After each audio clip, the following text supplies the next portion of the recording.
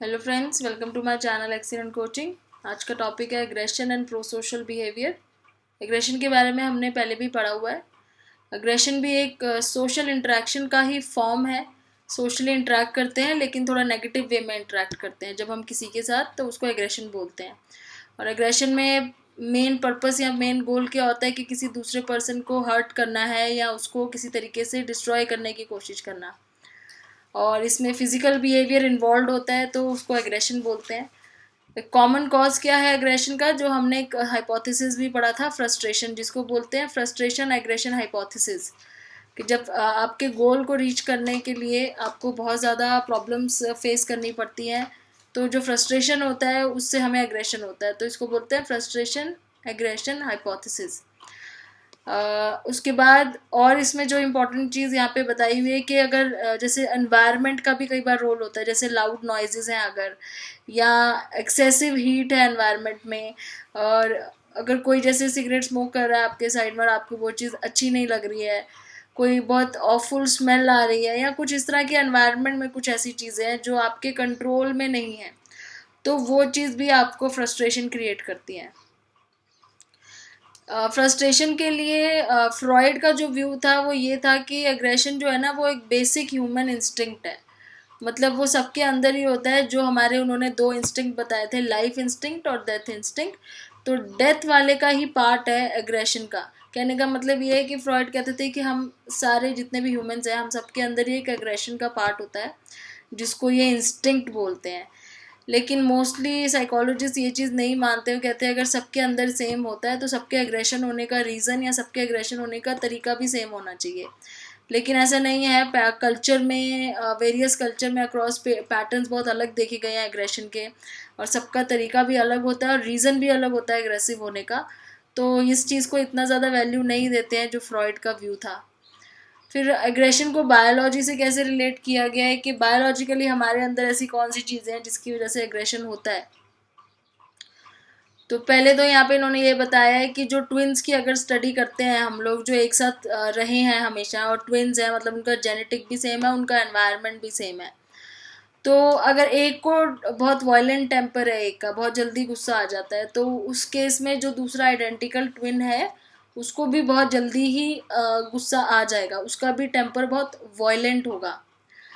और this agreement between twins personality happen more often with identical twins, और ये ज़्यादातर आइडेंटिकल ट्विंस में होता है, फ्रेटर्नल में इतना नहीं है। फ्रेटर्नल मतलब जिनके जो आइडेंटिकल नहीं होते हैं, जिनके दोनों के जेनेटिक्स में फ़र्क होता है, वो एकदम आइडेंटिकल नहीं होते। तो इसमें जेनेटिक्स का रोल बताया गया है, क्योंकि बायोलॉजी की बात हो रही है इसलिए अभी जेनेटिक की बात कर रहे हैं। फिर उसके बाद ये भी बोला है कि हमारे ब्रेन में भी कुछ ऐसे पार्ट हैं जो एग्रेसिव रिस्पॉन्सेस के लिए रिस्पॉन्सिबल है, जैसे एमिगडेला है जो इमोशंस के लिए होता है, और जो लिम्बिक सिस्टम में जो भी पार्ट्स आते हैं ब्रेन के, वो सारे ट्रिगर करते हैं एग्रेसिव रिस्पॉन्सेज। एनिमल्स में और ह्यूमंस में वो ट्रिगर करते हैं। और एक एक्सपेरिमेंट भी है, अगर आपने सुना हो या पहले भी बात की थी मैंने, कि एक बार किसी चिंपांजी में एक्सपेरिमेंट किया था कि उसका ये पार्ट ब्रेन से निकाल दिया था, तो उसके अंदर से वो फियर वाला पार्ट और वाला डर वाला पार्ट ही हट गया था। तो जब कोई डर नहीं रहा है, वो फ्रस्ट्रेट नहीं हो रहा है, तो उसको एग्रेशन भी नहीं होगा।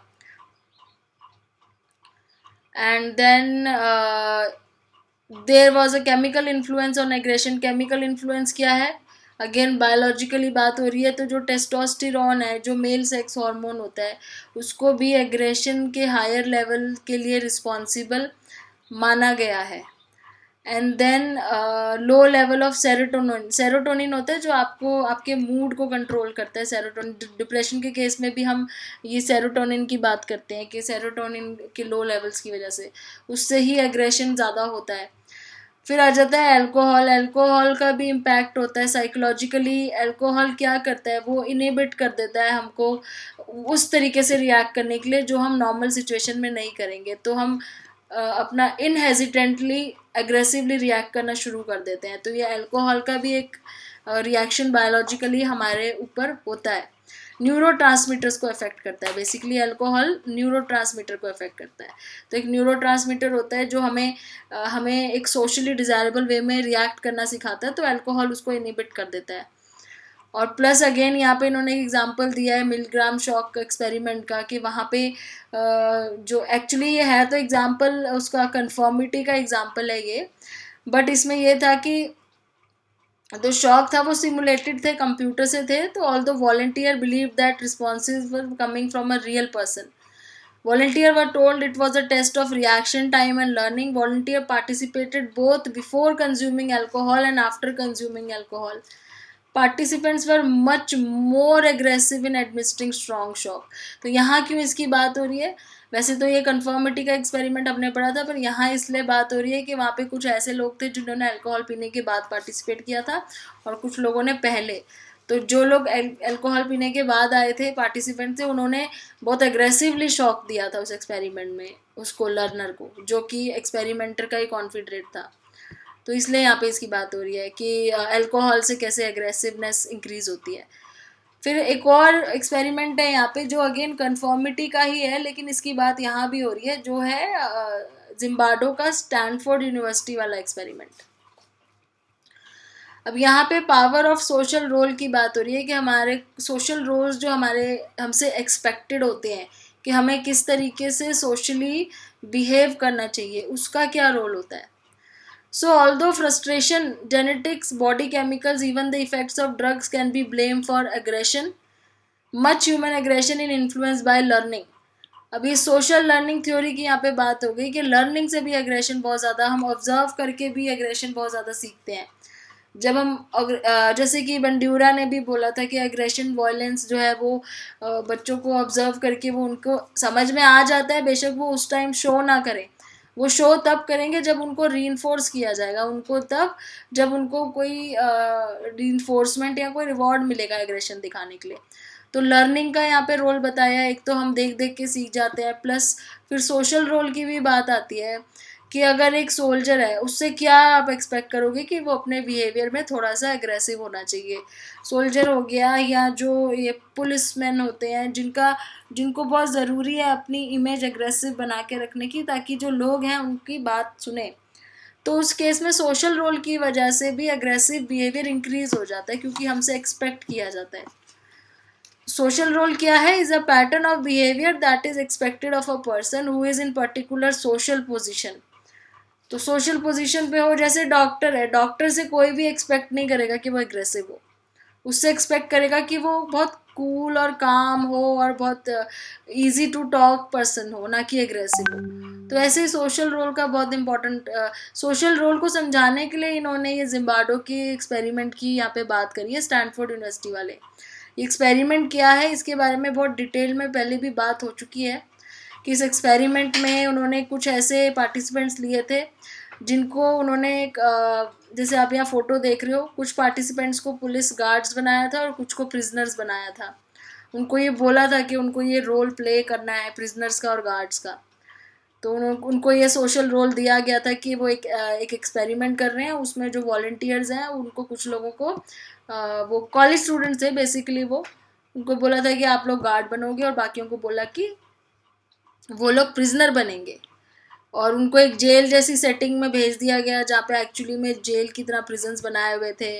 उनकी आंखों में कपड़ा बांध के, ब्लाइंड फोल्ड करके, और प्रॉपर उनको सारी सेटिंग वैसे ही करके दी कि एक्चुअली में उनको लगी कि वो जेल में रह रहे हैं, और गार्ड्स को बिल्कुल वैसे ही जो गार्ड बने हैं वो उसी तरीके से उनसे बात करें, और उनको बिल्कुल वही सोशल रोल प्ले करना है जो उनको बताया गया है. और जब धीरे धीरे क्या होता है गया कि वो इतने अग्रेसिव होते गए, क्योंकि जो गार्ड्स थे उनका सोशल रोल था एग्रेसिव होना, तो वो प्रिजनर्स को इतना ज़्यादा ह्यूमिलेट करने लग गए, उनको इतना ज़्यादा, मतलब इतनी ज़्यादा वायलेंस हो गई थी, क्योंकि वो एक्चुअली में अपने सोशल रोल में इतना ज़्यादा इन्वॉल्व हो गए कि वो एक्सपेरिमेंट 5th डे में कैंसिल ही करना पड़ा जिम्बार्डो को, क्योंकि वो बहुत वायलेंस हो गया था वहाँ पे. तो ये दिखाया है यहाँ पे कि सोशल रोल कैसे हमारे को इतना ज़्यादा इन्फ्लुएंस कर देता है कि हम एक्चुअली में भूल जाते हैं कि रियल में हम क्या हमसे एक्सपेक्ट किया जा रहा है, तो हम ऐसा कर रहे हैं. तो इस तरह के काफ़ी सारे एक्सपेरिमेंट्स हैं जिनको अनएथिकल भी माना जाता है, लेकिन उनसे हमें ये पता चला है कि कैसे एग्रेसिव बिहेवियर हमारे अंदर इंस्टिंक्टली होता है, बस हमें एक सिचुएशन ऐसी चाहिए होती है जहाँ पे हम उसको शो कर सकें.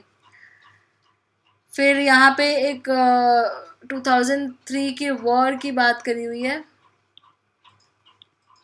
यहाँ पे एक जो जनरल थे आर्मी के, उनको सस्पेंड कर दिया था ड्यूटी से, क्योंकि वहाँ पे बहुत ज़्यादा ही एग्रेशन और बहुत हॉस्टिलिटी दिखा रहे थे प्रिजनर्स की तरफ वो लोग। तो ये जो प्रिजन था यहाँ पे इराक में, ये था प्रिजन ऑफ अबू गरीब करके।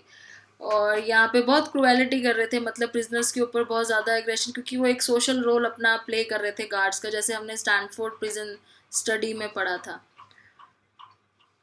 उसके बाद मीडिया का भी रोल बताया हुआ है बहुत ज़्यादा आगे। इसमें यहाँ पे लिखा हुआ है कि जो वॉयलेंस इन मीडिया जो दिखाते हैं उसका क्या रोल होता है। मीडिया एज इन टीवी में देखते हैं जो जो हाई लेवल ऑफ वॉयलेंस को एक्सपोज होते हैं बच्चे, क्या उनके अंदर भी एग्रेसिव बिहेवियर बहुत ज़्यादा होता है। प्लस ये इसमें लिखा है कि द कंक्लूजन क्या था, मतलब जो बेंड्यूरा ने जो स्टडी करी थी उसका क्या कंक्लूजन था कि children who are expose to high level of violent media are more aggressive. तो ऑब्वियसली उनके अंदर एग्रेशन ज़्यादा मिला, बट ये कॉज नहीं था इसका। यहाँ पे एक चीज़ बहुत क्लियर होनी चाहिए, कॉज नहीं है, ये को रिलेशन मिला था उनको कि दोनों का पॉजिटिव को रिलेशन है। अगर ज़्यादा एग्रेसिव चीज़ें देखते हैं तो उनका नेचर एग्रेसिव बनता है, पर उसका कॉज वो है ये नहीं कह सकते, बट एक को रिलेशन मिला था। प्लस कुछ पेरेंटिंग इश्यूज भी उसके बारे में बात हुई थी कि पेरेंटिंग, अगर पेरेंट्स कहीं एग्रेसिव है बहुत ज़्यादा, और पेरेंट्स अगर बच्चों को एग्रेसिवली अब्यूज़ करते हैं तो उस केस में बच्चे भी उस तरीके से बिहेव करते हैं। वॉयलेंट वीडियो गेम्स के बारे में भी बात होती है कि वॉयलेंट वीडियो गेम्स के ऊपर भी बहुत रिसर्च हुई थी कि अगर वॉयलेंट वीडियो गेम्स देखते हैं, क्योंकि यहाँ पे एक बार ऐसा हुआ था कि कोलोराडो में कुछ बच्चों ने, एडोलेसेंट एज के बच्चों ने ऐसे स्कूल में all over the schools they started shooting, मतलब शूट करना शुरू कर दिया था। और बाद में पता चला कि वो लोग एक्चुअली शूटिंग की वीडियो गेम्स देखते थे, उससे बहुत ज़्यादा इन्फ्लुएंस थे। तो ये सारी चीज़ें हैं एग्रेशन में, बहुत सारे कोरिलेशन रीजंस हो सकते हैं एग्रेशन के। वॉयलेंट मीडिया हो गया, या पेरेंटिंग स्टाइल हो गया, फ्रस्ट्रेशन हो गया, या सोशल रोल हो गया, ये सारी चीज़ें एग्रेशन को लीड करती है। Even short term exposure to violent media significantly increase likelihood that children will engage in both physical and verbal aggression, और as well as thoughts and emotions. तो साइकोलॉजिकली, फिजिकली, वर्बली, हर तरीके से जो है मीडिया का इफेक्ट पड़ता है एग्रेशन देखते हैं अगर होती। तो ये था एग्रेशन का। अब नेक्स्ट बात करेंगे प्रो सोशल बिहेवियर की, जिसमें हम ऑल्ट्रुइज्म के बारे में भी डिस्कस करेंगे। तो इसको शुरू करते हैं नेक्स्ट वीडियो में। Thanks for watching.